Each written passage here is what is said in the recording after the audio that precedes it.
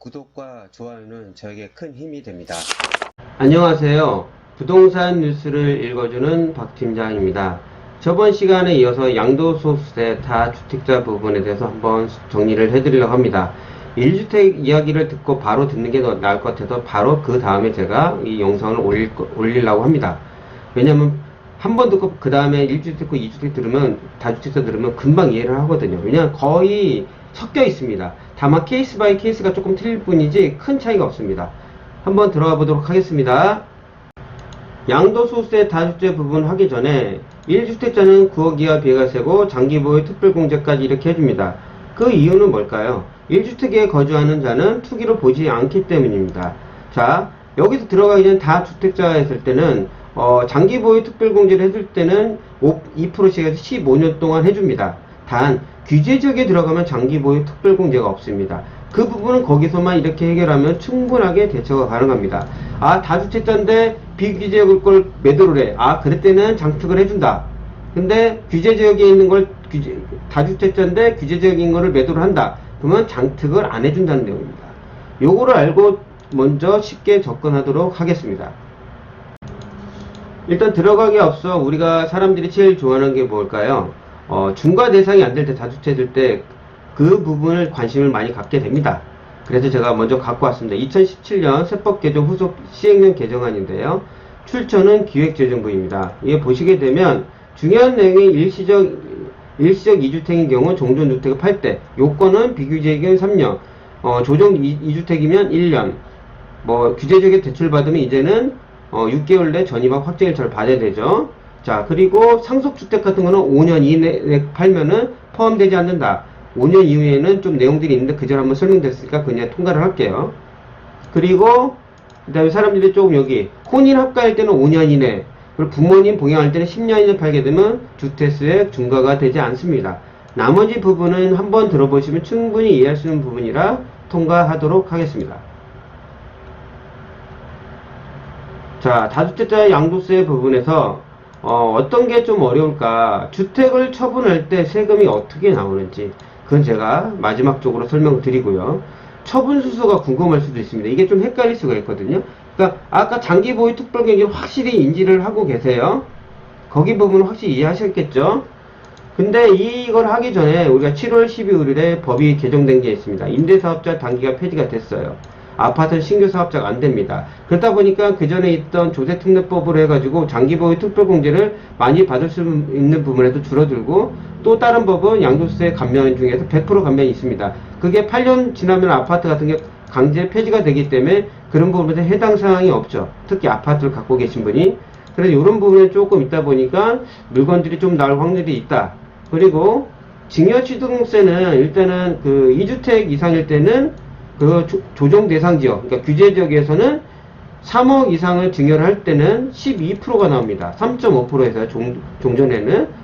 단 1주택자가 그 지역이 규제 지역에는 투기 완전 상관없이 자녀나 할 때 증여를 할 때는 증여취득세는 3.5% 그 기존으로 들어갑니다. 근데 제가 전에도 계속 말씀드렸지만 아파트가 이제 하락기가 오면서 내년 6월 달에 가게 되면 세금이 많이 부과가 되기 때문에 법인 세금이 많이 강화합니다. 특히 종부세 부분에서 강화되고 취수세 부분도 많이 강화되죠. 특히 종부세가 강화되기 때문에 팔 확률이 상당히 높습니다. 그래서 내년에 물건들이 많이 나올 거니까 그런 부분에서는 이렇게 1주택자와 2주택자에 대해서 케이스 바이 케이스를 어느 정도 알고 있으면 충분히 대처가 가능할 수 있을 거라고 생각합니다. 양도소득세는 취득세와 같이 세대 기준입니다. 그래서 제가 취득세 설명드릴 때 말씀드렸죠. 이게 주민등록표에 있지만 중요한 거는 와이프는 항상 포함되어 있고 남편도 포함되어 있고 자녀 30세 미만이면은 소득 70만원, 중위소득이 175만원이니까 40%, 70만원 이상이면 분리세대로 본다. 자녀를 분리시키려면 30세 미만이면 알바라도 다니게 해야 됩니다. 전에 양도세 1주택 할 때하고 취득세 제가 설명드린 적이 있기 때문에 이거는 충분히 이해할 수 있을 거라고 생각합니다.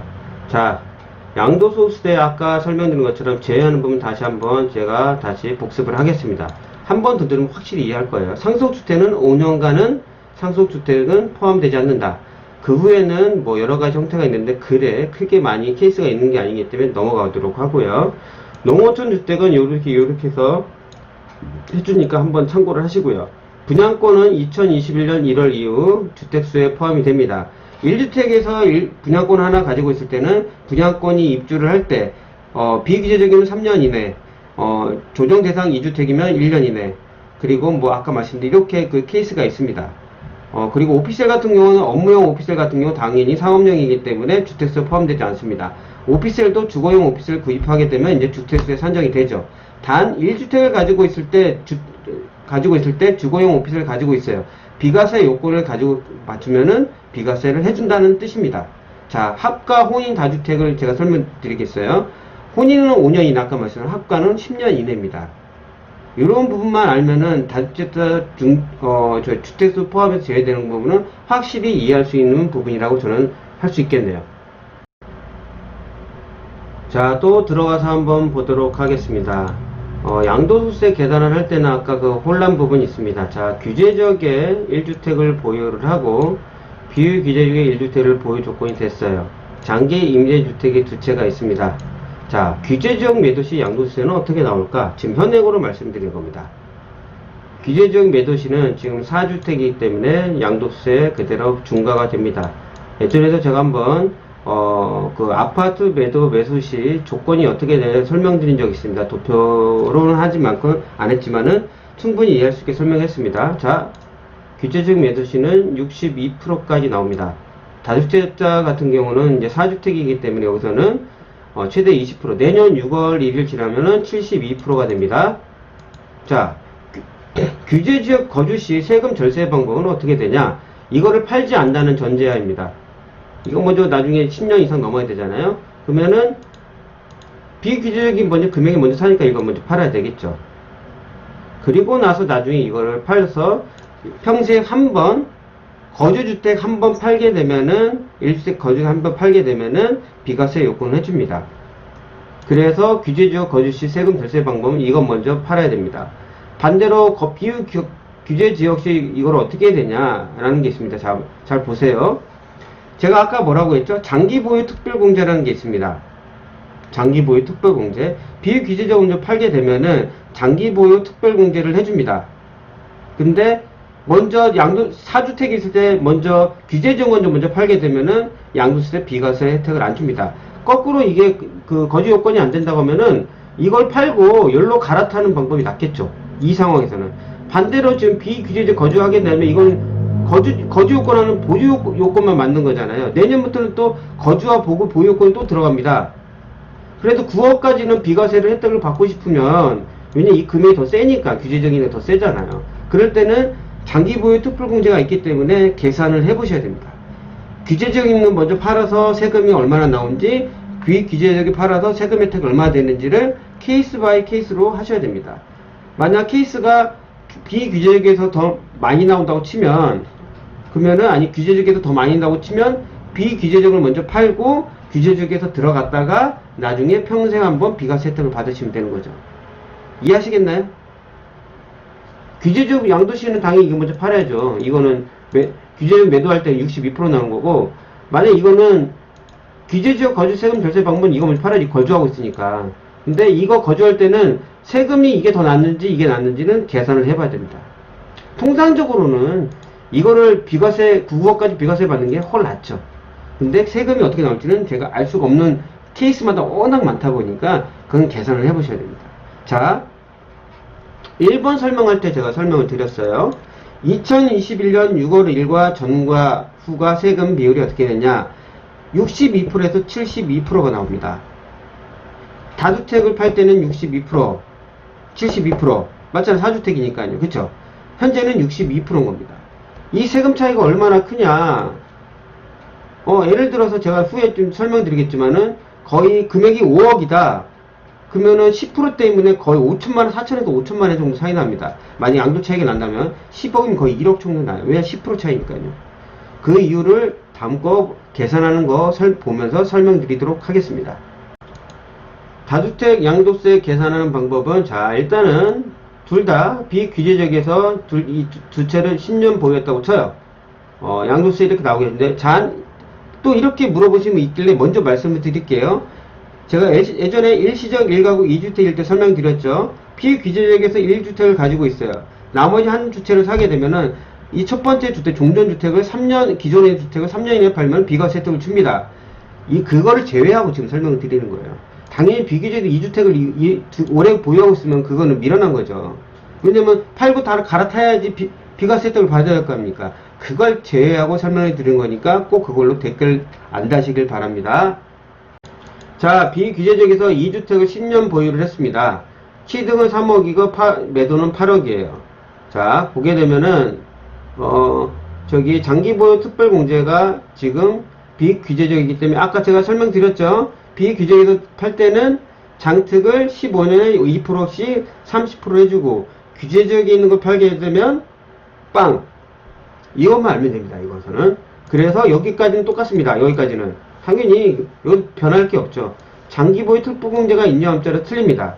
자, 1년에 한 번씩 250만원씩 공제해준다고 제가 1주택 설명드릴 때 했습니다. 자, 과세표준이 나왔습니다. 과세표준에서 3억 9,100이니까 여기겠죠. 40%의 누진공제 빼면 1억 3,120만원의 지방세 교육에서 이렇게 나옵니다. 여기까지 이해는 하시겠죠? 당연히 아까 말씀드린 비규제적 2주택일 때는 3년 이내 팔고 이렇게 갈아타는 게 좋습니다. 왜? 세금이 이렇게 나옵니다. 자, 규제적 2주택일 때는 어떻게 되냐? 장기 보유 특별공제 빵. 아까 말씀드렸죠? 다주택일 때는 규제적에 있는 거는 장기 보유 특별공제 안 해준다. 자, 세율은 50%까지 됩니다. 조정 대상 지역 2주택이면은 10%가 더 나오죠. 자, 아까 몇 프로였죠? 40%였습니다. 여기서 10%를 더 더해서 50%가 돼서 2,540만원 공제를 하게 되면 이렇게 나와서 2억 4천이 나옵니다. 규제적과 비규제적 차이는 거의 지금 이 상태에서는 1억이 납니다. 1억이요. 근데 이게 내년 6월 1일까지 유예기간을 주는데, 네? 유예기간을 주는데, 만약 이게 넘어갔다. 그러면 이게 세금이 어떻게 된다? 60%가 되죠. 10%가 되면 얼마? 거의 4억 4,870만, 5천만 원이 넘게 나온다고 보시면 됩니다. 왜냐면 지방교육세까지 있으니까요. 그러니까 아까 말씀드린 건 다주택일 때는 일단 장기보유 특별공제를 정확하게 아셔야 되고요. 그리고 내년 6월 1일 전과 후는 세금이 10% 이상 틀리다. 다주택일 때는요. 3주택 이상 넘어가면은 당연히 72%, 30%까지 이제 과세가 되니까 확실히 아셔야 되고요. 그리고 다주택인데 내가 팔 때 특히 사람들이 헷갈리는 게 장기 임대주택을 가지고 있을 때는 헷갈려요. 1주택만 가지고 있으면은 비과세 요건을 해주면 평생 한 번 해줍니다. 거주주택이니까. 거주하고 있을 때 다 2주택인데 하나는 규제지역이고 하나는 비규제지역이다. 그럴 때는 케이스 바이 케이스가 틀려집니다. 규제지역에 팔 때는 지금 62% 똑같이 나오고 20% 더 최대 나오니까 내년 6월 1일 지나면 72%. 여기 말씀까지 이해를 하시겠죠? 근데 규제지역 먼저 팔까 비규제지역 먼저 팔까는 세금을 계산을 해봐야 됩니다. 비규제지역 먼저 팔 때는 장기보유 특별공제 해줘요. 근데 규제지역은 먼저 팔게 되면 다주택이니까 안 해줘요. 그러니까 그렇게 계산을 해보시고 나중에 비과세 요건까지 계산을 해보시고 결과적으로 어디가 덜 나오는 쪽으로 먼저 하시는 게 낫습니다. 비규제지역에 거주하고 있을 때는 그런 부분을 생각하시고 접근하시면 양도소득세 다주택 부분에서는 크게 어려운 부분이 없을까라고 생각합니다. 다음에 더 재미있는 부동산 뉴스로 찾아뵙도록 하겠습니다. 끝까지 들어서 정말 감사합니다.